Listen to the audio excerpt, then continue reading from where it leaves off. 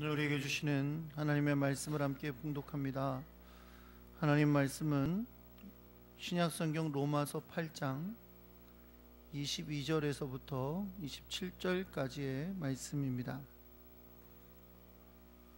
신약성경 로마서 8장이고요. 22절부터 27절까지의 말씀을 교독하겠습니다.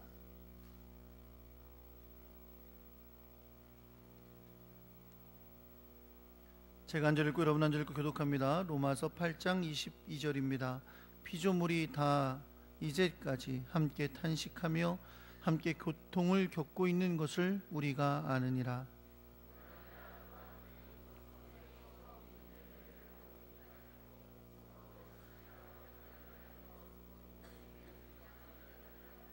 우리가 소망으로 구원을 얻었음에 보이는 소망이 소망이 아니니 보는 것을 누가 바라리요. 이와 같이 성령도 우리 연약함을 도우시나니 우리는 마땅히 기도할 바를 알지 못하나 오직 성령이 말할 수 없는 탄식으로 우리를 위하여 친히 간구하시느니라. 이는 성령이 하나님의 뜻대로 성도를 위하여 간구하심이니라. 아멘.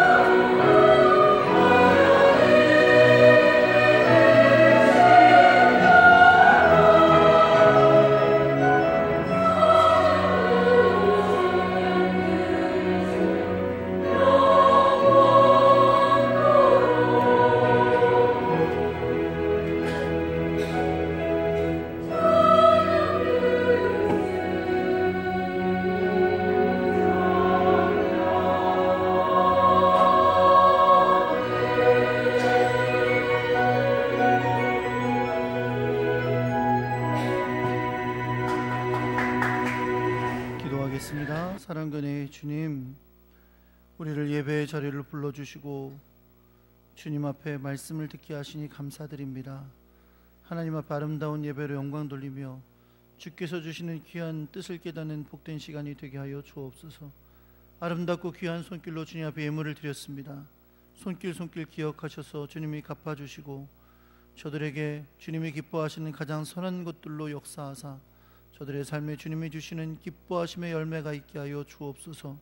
날마다 주님의 살아계심과 역사하심과 도우심과 인도하심을 맛보며 살도록 주의 성령의 은혜를 부어 주옵소서. 이 시간에도 주님 앞에 말씀을 들을 때 성령님 역사하시고 주의 귀하고 놀라운 뜻을 깨닫는 복된 시간 되게 하여 주옵소서. 우리 주 예수 그리스도의 이름으로 기도합니다. 아멘. 옆에 계신 분들하고 인사하겠습니다. 잘 오셨습니다. 사랑합니다.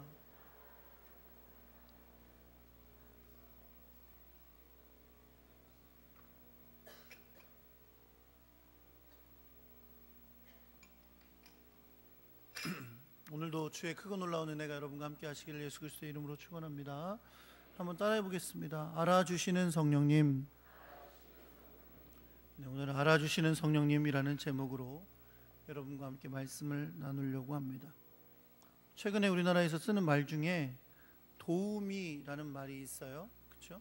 그러니까 도와주는 사람을 줄여서 하는 말이죠. 도우미라는 말이 있습니다. 다른 사람에게 도움을 주는 사람, 그런 말이죠. 성경에서 돕는 자라는 뜻을 가진 단어가 있어요. 그건 바로 보혜사라는 말이고, 이 보혜사는 성령님께 붙여진 이름입니다. 제가 미국에서 공부하려고 미국에 유학을 갔는데 처음에 아주 낯설었을 그 시기에 한국 학생회에서 항상 돕는 사람들을 붙여줬어요. 학교에서도 학교 학생 담당하는 교수님 이런 분들이 오셔서 도와주기는 하지만 사실은 그분들의 도움은 형식적이고 굉장히 공식적인 것에는 도움을 받게 되지만 사실 매일매일 삶을 살아가야 되는 유학생의 입장에서 큰 도움을 받은 것은 한국 분들입니다. 그분들은 먼저 미국에 와서 유학생으로서의 삶을 경험해 보았기 때문에 새롭게 온 유학생들이 느끼는 불편함과 어려움을 잘 아니까 그것에 따라서 잘 도움을 줄 수 있었기 때문이죠. 제가 미국에 있을 때요, 이제 박사과정을 위해서 미시간주에서 켄터키주로 이사가서 처음으로 교회를 나갔어요. 한국 교회를 나갔습니다. 거기 유일한 장로교회가 있어서 참여를 했는데 새신자 목사지만 어쨌든 그 교회는 처음 가니까 새신자로 갔어요. 되게 낯설더라고요. 낯설고 막 어색했는데 어떤 집사님 부부가 그렇게 잘 챙겨줬어요. 밥 먹을 때도 그 집사님 와서 옆에 앉아서 항상 밥을 같이 먹어주시고 막 그러시더라고요. 그러면서 그 집사님이 같이 식사를 하면서 하신 얘기가, 목사님 저도 이 교회 처음 왔는데요 되게 낯설었어요. 밥 먹는데요 아는 사람이 있어야죠. 되게 불편했어요. 그래서 제가 그때 마음 먹었어요. 누구든 새로 오면 항상 밥 먼저 같이 먹어주고 챙겨줘야지. 그런 마음을 먹었대요. 근데 새로 온 사람이 목사야. 그래서 그분이 예배 딱 끝났는데 저보고 목사님 식사하러 가시죠. 그러더니 데려가서 같이 앉아서 밥도 먹고. 그분이 얼마나 고마웠는지 몰라요. 지금 어디 가서 뭐 하시는지 잘 모르겠어요. 근데 지금도 그때 얼마나 그때의 호의가 감사했는지 제가 그 교회에 적응하는데 굉장히 크게 도움됐다니까요. 목사는 안 낯섭니까? 똑같이 낯설지. 그렇죠? 여러분도 교회에 좋은 도우미가 되시기를 예수 그리스도의 이름으로 축원합니다. 목사님이 좀 잘 챙겨주세요. 장로님들이 잘 챙겨주세요. 그렇게 생각하지 마세요. 여러분도 이 교회에 와서 낯설어 봤잖아요. 그렇죠? 낯설어 본 분들은 낯설게 여길 분들의 마음을 알잖아요. 그러니까 그분들을 그냥 두지 마시고 잘 돌보아 주시고 도우미가 되시기를 예수 그리스도의 이름으로 축원합니다. 자, 오늘은 성령 강림절이에요. 성령 강림절은 말 그대로 예수님께서 약속하셨던 하나님이 보내시는 성령이 이 땅에 내려오신 날을 기념하며 감사하는 날입니다. 본래 유대인의 절기로는 77절 또는 오순절이라고 불리는 절기예요. 이 절기는 6월절을 기준으로 하는 겁니다. 항상 유대인들의 모든 절기의 기준은 6월절이에요. 6월절을 기준으로 7주가 지나간 후에 있는 절기가 77절이에요. 일주일이 7일이잖아요. 그렇죠? 그래서 7주를 지나니까 77절이라고 부른 거고요. 77절 지나면 그 다음 날이 50일째 되는 날이잖아요. 그래서 77절이라고도 부르고 혹은 오순절이라고도 부릅니다. 이 77절이나 오순절은 실제로는 어떤 절기로 지켰냐면 보리추수를 감사하는 절기, 그래서 하나님 앞에 제사를 드리는 절기로 지켰어요. 그래서 뭐라고도 부르냐면 맥추절이라고도 부릅니다. 갑자기 저한테 지금 쳐다보시면서 목사님 그럼 왜 오늘이 맥추감사절이 아닙니까? 이렇게 묻는 분들이 계실지 모르겠는데 한국 교회는 맥추감사절을 항상 7월 첫째 주일에 드립니다. 왜냐하면 맥추감사절을 이제 우리가 더 이상 무슨 농사 짓고 막 그러지 않잖아요. 맥추감사절을 어떤 의미로 드리냐면 전반기에 하나님의 은혜를 감사하는 마음으로 맥추감사절을 드려요. 그래서 7월 첫째 주에 맥추감사절을 드립니다. 그런데 원래 이 77절과 오순절은 유대인들에게는 보리추수를 감사하는 맥추절로 지켰던 절기입니다. 앞서 말씀드린 대로 유대인의 절기인 이 오순절이 성령 강림절이 되었다 그랬잖아요. 그렇죠? 그렇게 된 이유는 바로 그 오순절 절기에 유대인들의 교회력으로 절기로 오순절인 절기에 예수님께서 약속하셨던 성령이 내려오셨기 때문에 이 오순절이 성령 강림절이 된 거예요. 예수님께서 십자가에 못 박혀 돌아가시고 부활하신 사건이 일어났던 게 6월절 기간입니다. 그래서 예수님을 뭐라 그래요? 6월절의 어린 양이다 라고 말하잖아요. 6월절 기간이 지나고요, 예수님이 부활하신 다음에 40일간 제자들과 함께 계셨어요. 성경에 보면 그 40일 동안 뭐 하셨다 그랬냐면 하나님의 일을, 하나님 나라의 일을 말씀하시니라 라고 말씀했어요. 40일 동안 예수님 제자들과 함께 하셨습니다. 그러시다가 예수님은 제자들에게, 예수님께서 그들에게 하셨던 약속을 되새겨 주시면서 이런 말씀을 하세요. 얘들아, 예루살렘을 떠나지 말고 내게서 들은 바 아버지께서 약속하신 것을 기다려라 라고 명령하세요. 그러니까 제자들과 예루살렘에서 지내시다가 그들에게 명령하시기를, 너네 예루살렘 떠나지 말고 내가 너희에게 얘기했잖아, 아버지께서 너희에게 주신다고 했던 거, 그것을 기다려야 된다 라고 말씀하신 거예요. 사실 이건 유언과 같은 거죠. 유언이라고 예수님 돌아가셔서 유언이 아니라 이제 하늘로 올라가실 거니까 남겨진 그들에게 하시는 유언과 같은 말이에요. 예루살렘 떠나지 말고 내게 들은 바, 내가 너에게 얘기했던 바로 그 하나님이 주신다고 했던 약속한 그것을 기다려라 라고 말씀하신 거예요. 뭘 말하는 거예요? 성령으로 받을 세례, 성령님의 내려오심을 말씀하고 있는 거예요. 그러던 중에 예수님의 제자들이 예수님께 묻습니다. 예수님, 그렇다면 이스라엘 나라를 회복하심이 바로 이때입니까? 라고 물어요. 예수님은 그들에게 때와 기와는 아버지의 권한에 두셨으니 너희가 알 바 아니다 하신 다음에 아주 유명한 말씀을 하십니다. 그게 바로 사도행전 1장 8절의 말씀이에요. 뭐라 그러세요? 오직 성령이 너희에게 임하시면, 아는 분 좀 따라 좀 해보세요. 다시 처음부터 시작. 오직 성령이 너희에게 임하시면 너희가 권능을 받고 예루살렘과 온 유대와 사마리아와 땅끝까지 이르러 내 증인이 되리라 하셨어요. 여러분, 이 말씀 굉장히 중요합니다. 왜냐하면 예수님께서 그들에게 성령을 기다리라고 말씀하셨는데 그 이유가 뭐냐면 너희가 성령을 받으면 권능을 받게 될 것이고, 그리고 그 권능으로 말미암아 땅끝까지 내 증인이 되게 될 거다 라고 말씀하신 거예요. 그 말씀 뭘 뜻하는 겁니까?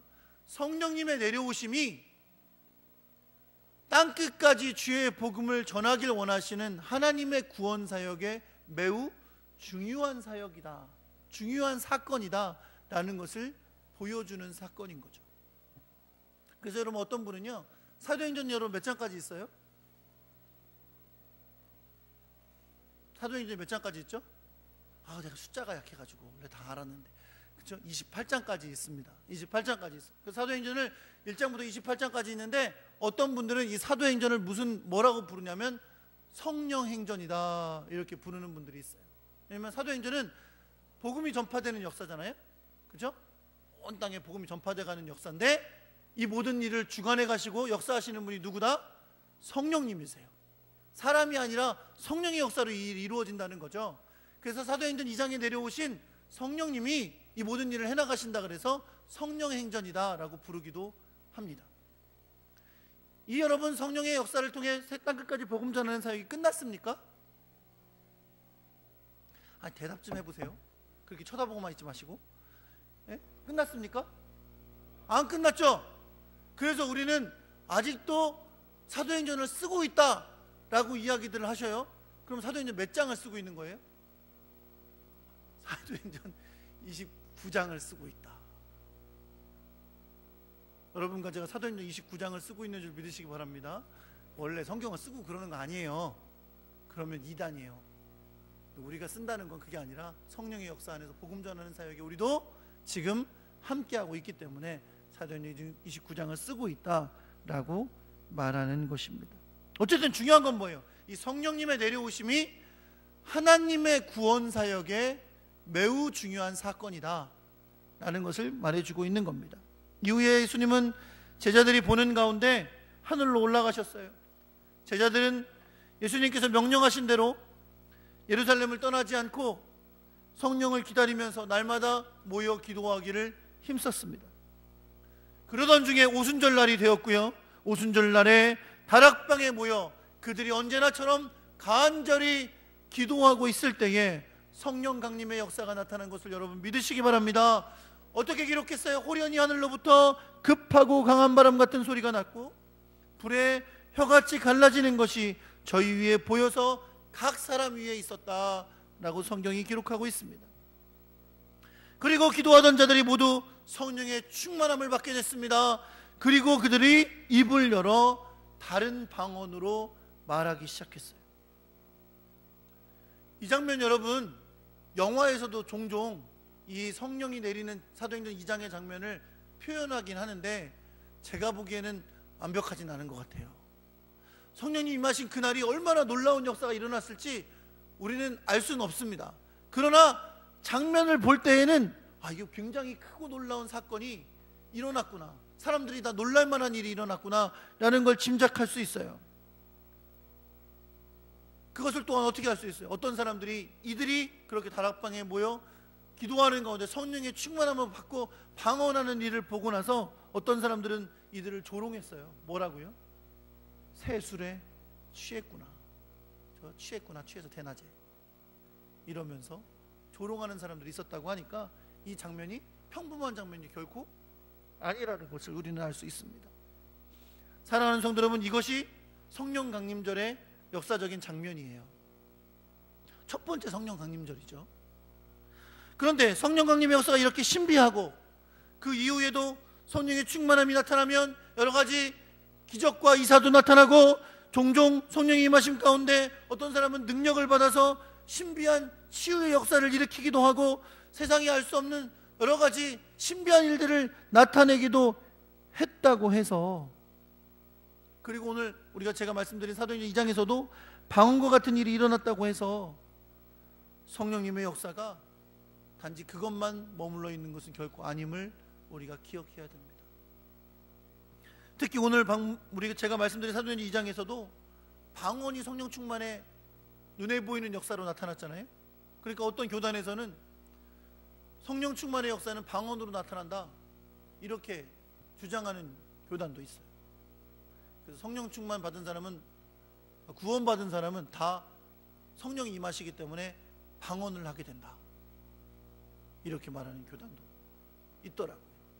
자, 어떻게 아직 구원 못 받으신 분 손 들어보세요. 다 방언 받으셨나 보네.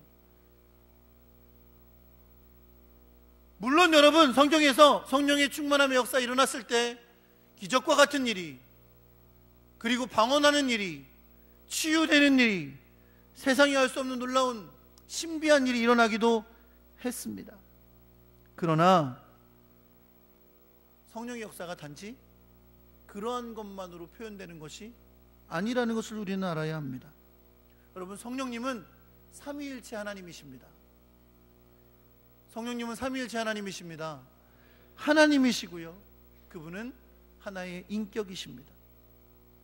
그 성령의 행하심을 우리가 다 할 수는 없지만 성경은 무엇보다도 성령님을 뭐라고 표현하냐면 우리를 도우시는 분이라고 말씀합니다. 예수님은 그를 성령님을 보혜사라고 부르심으로 우리를 도우시는 분이심을 말씀했습니다. 그리고 성령님은 우리와 함께 하시고 거하시는 분이십니다.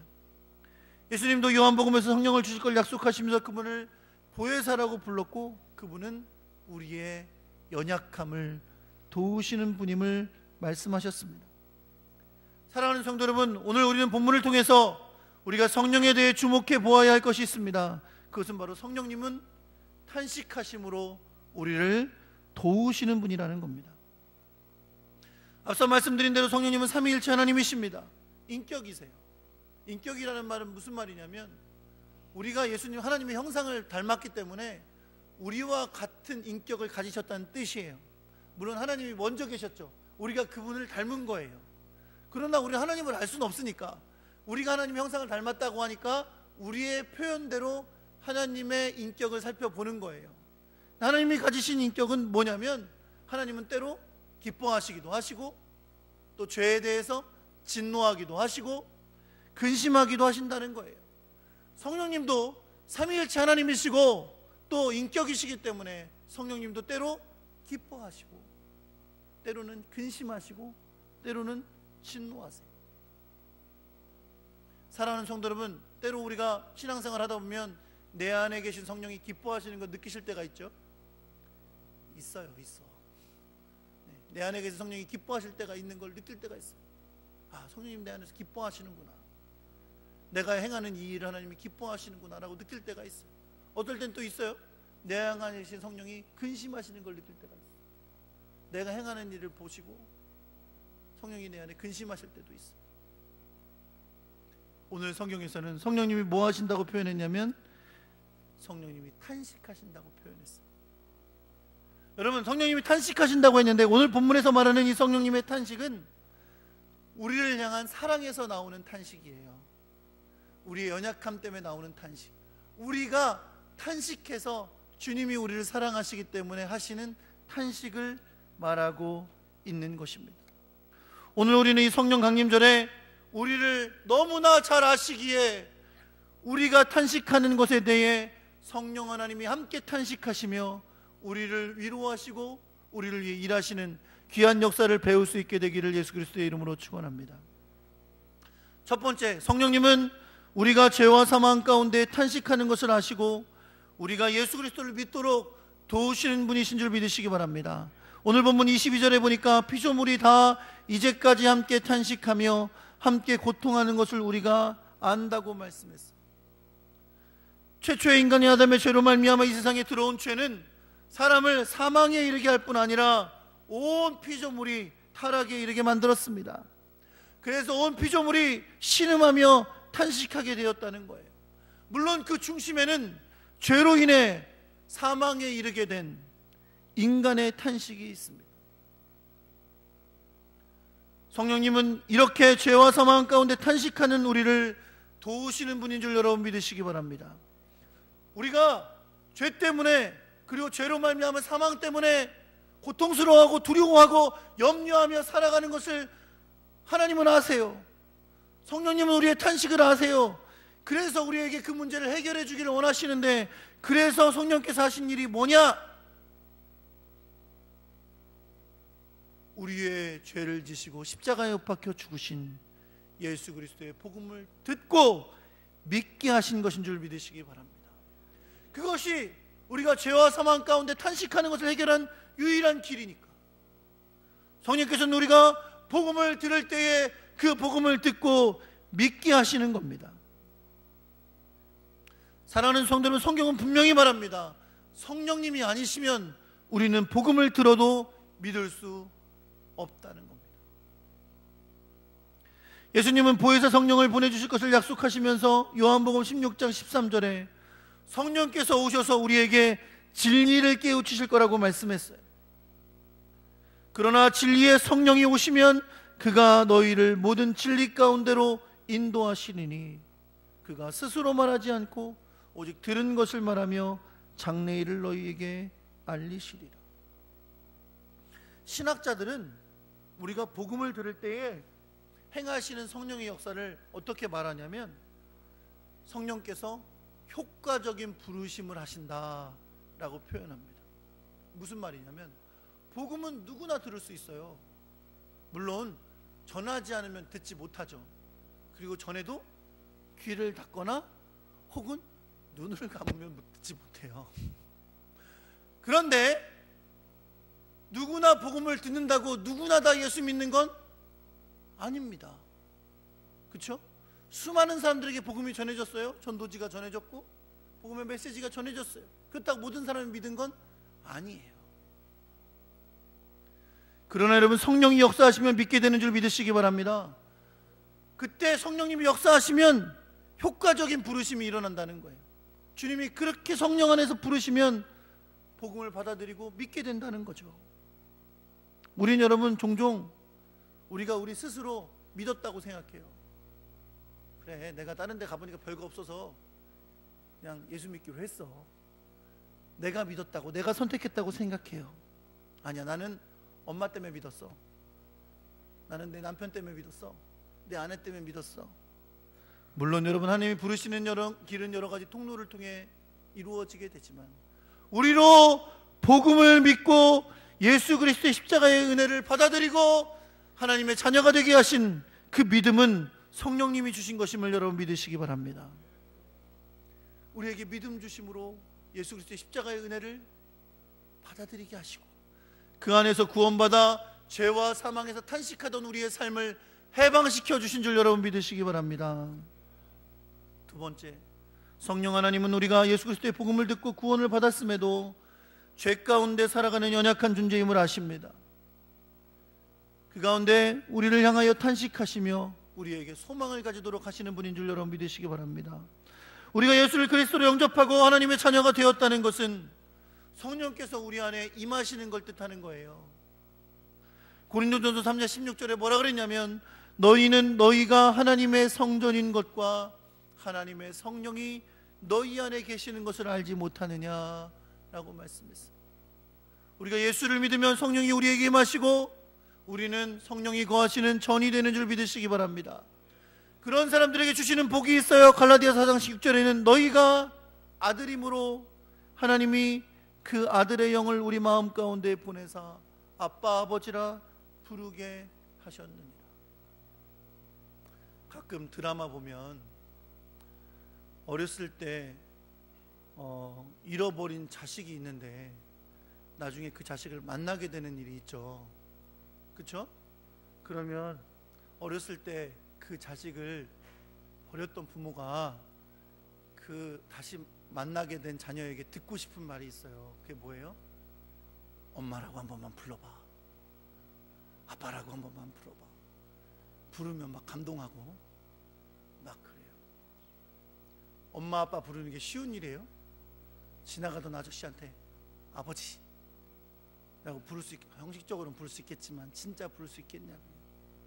사랑하는 성도 여러분, 우리가 하나님을 아버지라고 부르는 것은 성령의 역사인 줄 믿으시기 바랍니다. 물론 뭐 입으로만 할 수도 있겠죠. 그러나 우리 심령으로 정말 하나님을 하나님 아버지라고 부를 수 있는 것은 성령이 우리에게 주신 놀라운 은혜인 것을 여러분 믿으시기 바랍니다. 그렇게 우리 안에 성령이 오시고 우리가 하나님의 자녀가 되었음에도 우리는 여전히 연약한 육체를 가진 너무나 나약한 존재에 불과해서 우리는 오늘도 주님 뜻대로 살지 못해서 죄 가운데 방황하고 있어서 세상에 눌려 있어서 주님의 자녀로 살면서도 탄식하며 안타까워합니다. 오늘 본문 23절에 보니까 뭐라 그랬어요? 속으로 탄식하여 양자될 것 곧 우리 몸의 구속을 기다립니다 라고 말했어요. 나는 지금도 죄짓고 또 실패하고 넘어지니까 뭘 기다려요? 영원한 온전한 구원이 이루어지기를 기다리며 살아간다는 거예요. 왜요?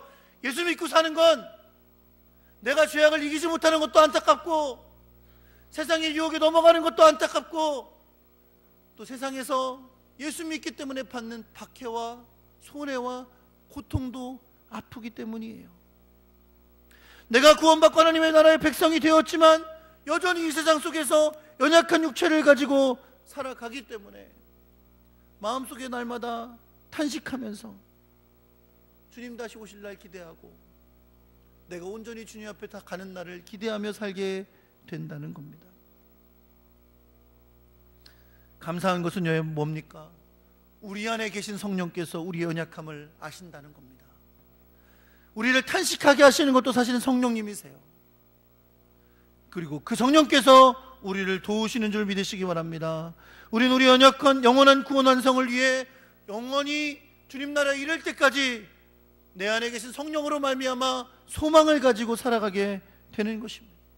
내 구원의 완성이 이루어져서 하나님 나라에 이를 때까지 주님 나라의 백성으로 사는 소망을 가지고 날마다 살게 되는 것을 여러분 믿으시기 바랍니다. 로마서 7장 21절에 25절 말씀을 보면 사도 바울은 구원받은 성도가 육체 가운데 살면서 느끼는 탄식을 이렇게 표현했어요.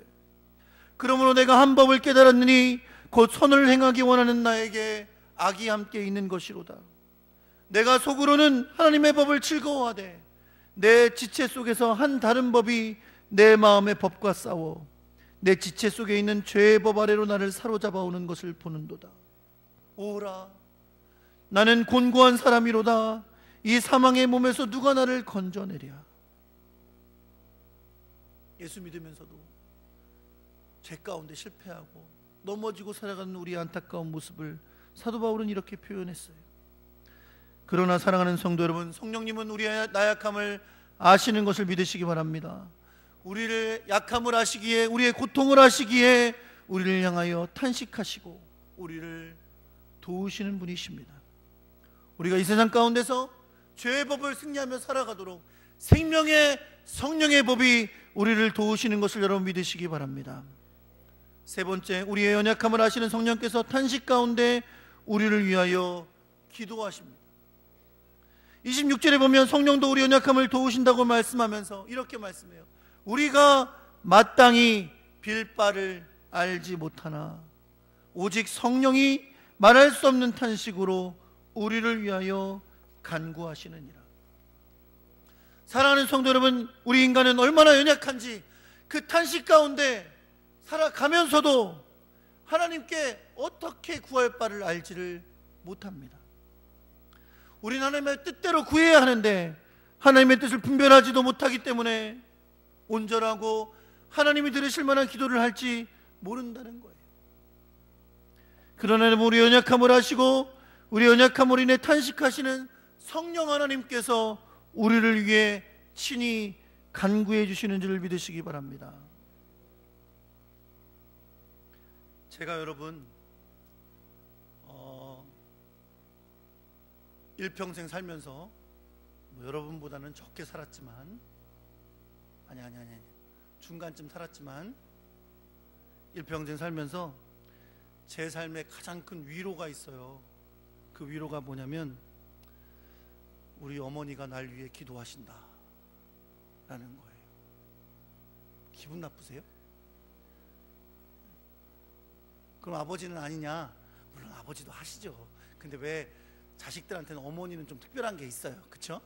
저도 아버지니까 뭐 섭섭하게 생각하지 마세요. 남자분들 섭섭하시면 기도를 하시든가. 어머니가 날 위해 기도하신다 라는 것이 내 평생의 위로야. 그냥 어머니가 날 위해 기도해 주시니까 다 될 것 같아요. 걱정 안 해도 될 것 같고 다 잘 될 것 같고 하나님께 다 잘 인도해 주실 것 같아. 그래요, 안 그래요? 말은 못하겠고 그냥 고개나 끄덕끄덕. 왜 그럴까요, 여러분? 세상에서 엄마보다 나를 잘하는 사람이 어디 있어? 어렸을 때부터 날 봐왔는데 내 성질 다 알고 내 성격 다 알고 내 마음 다 아는데 어머니가 날 제일 잘 아시잖아요. 제일 잘 아시는 분이 하나님께 날 위해 기도해 주시잖아요. 그 기도는 응답받는 기도죠. 할렐루야. 응답받는 기도예요. 애가 뱃속에 있을 때부터 기도하셔야 돼요. 애가 아직 뱃속에 있을 가능성이 없으신 분들이 많은가 봐. 애가 뱃속에 있을 때부터 엄마는 아이를 위해 기도로 심는 거예요. 하나님이 가장 기뻐 받으실 만한 기도가 아마 어머니의 기도일 거예요. 왜? 제일 잘하니까. 뱃속에서부터 데리고 있었는데 제일 잘하니까. 사랑하는 성도 여러분, 우리는 우리를 잘 몰라도 성령님은 우리를 아시는 줄 믿으시기 바랍니다. 내가 얼마나 약한지, 내가 얼마나 성질이 더러운지, 내가 얼마나 죄악에 잘 넘어지는지, 내가 얼마나 금방 실망하는지, 얼마나 쉽게 시험 드는지, 얼마나 날마다 탄식하고 있는지를 성령께서 아십니다. 우리는 우리를 위해 기도할 줄도 몰라요.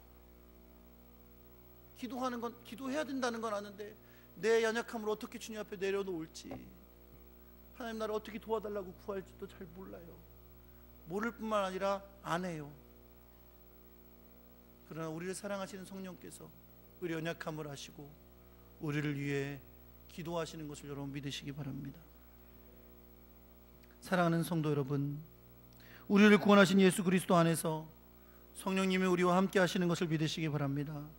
그 성령님께서 우리가 죄와 사망에서 탄식할 때 우리에게 믿음을 주셔서 우리로 예수 그리스도를 믿고 하나님의 백성이 되게 하여 주셨습니다.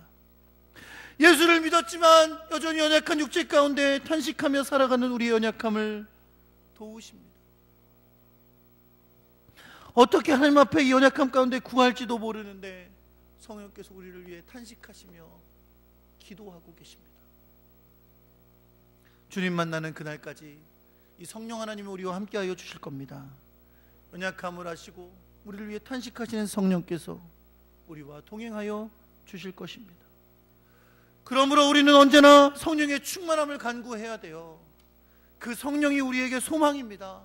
그 성령이 나의 힘이고 나의 능력이고 나를 이기게 하시는 하나님의 크신 사랑인 것을 여러분 믿으시기 바랍니다.